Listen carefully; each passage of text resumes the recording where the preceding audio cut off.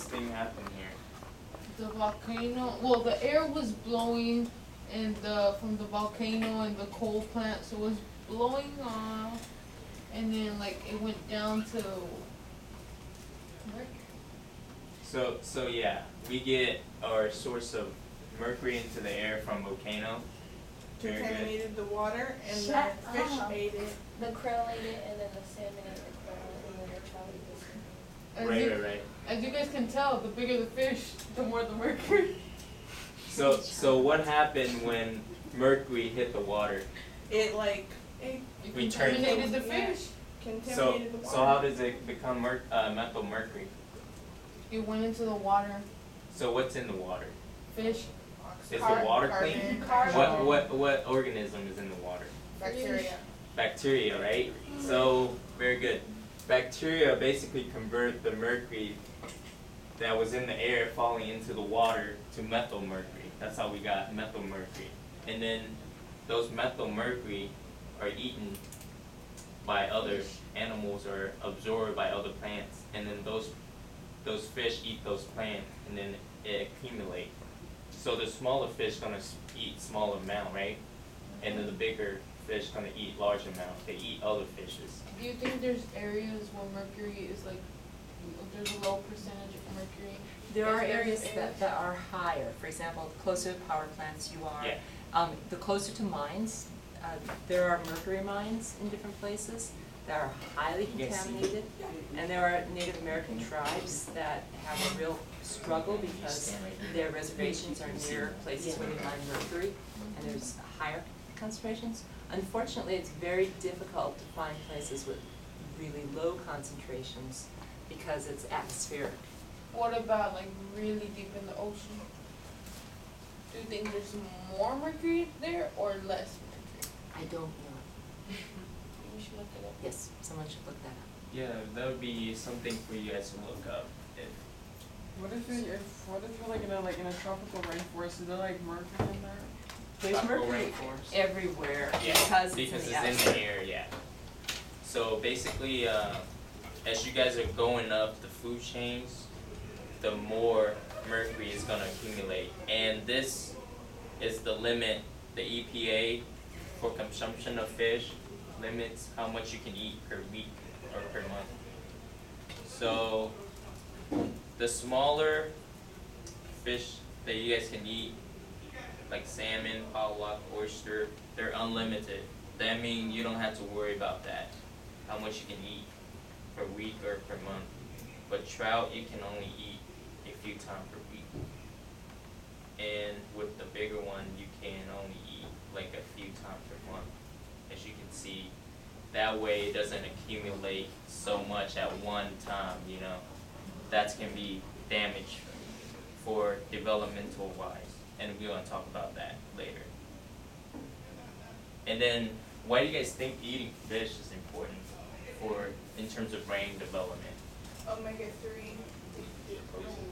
Protein, omega-3, those are all good answers.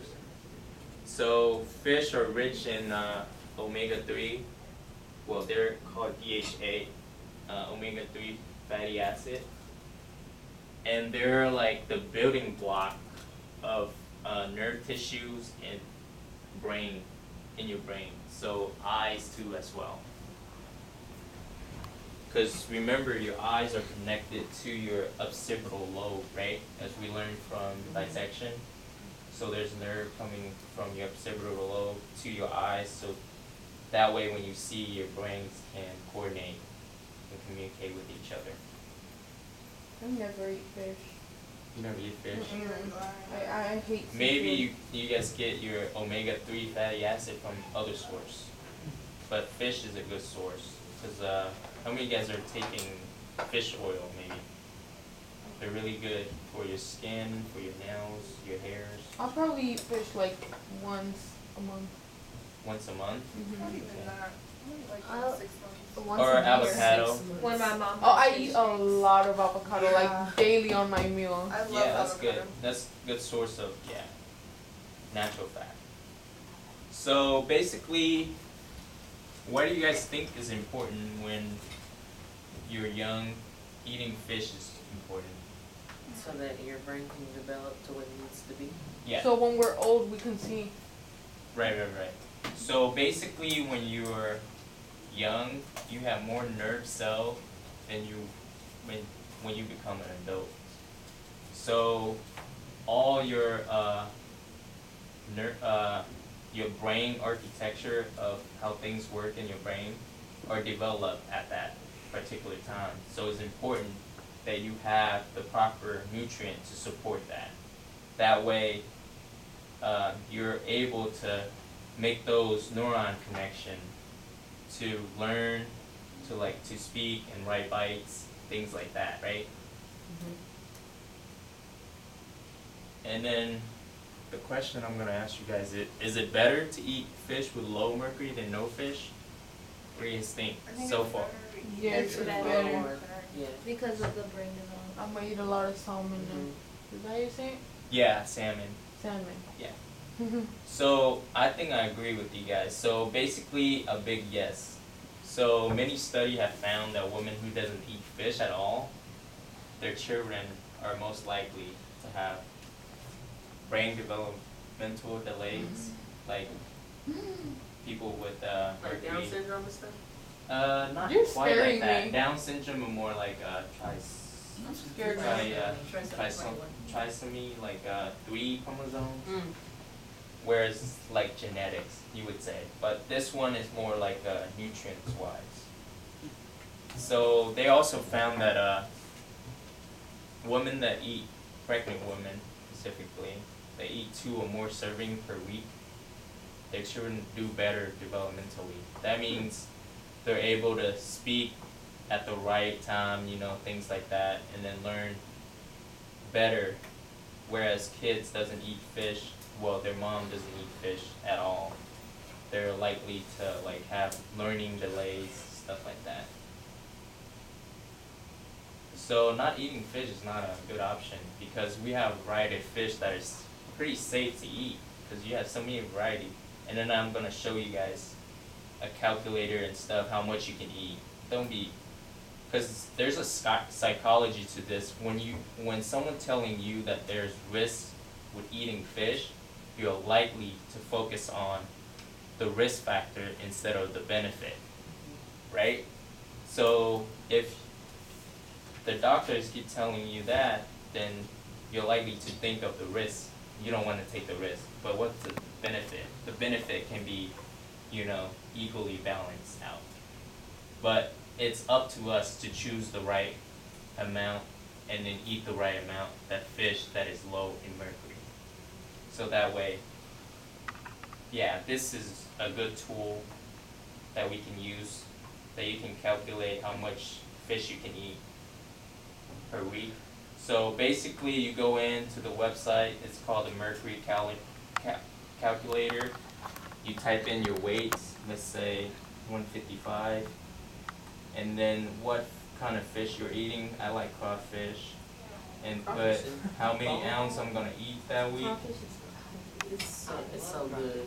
And then It's too much what else work do I like? for Shrimp. Catfish. Lobster. Okay, Yeah. lobster. Let's say 100. 5 Girl. Nasty. Shrimp. And then catfish, fried catfish, Oh, right? Yes. And then 6 ounces. Lawrence City fish. And Oh, then, yes. and then we can just calculate it. But you see the EPA limits for each of these fish, they are updated. So it should be under 100%.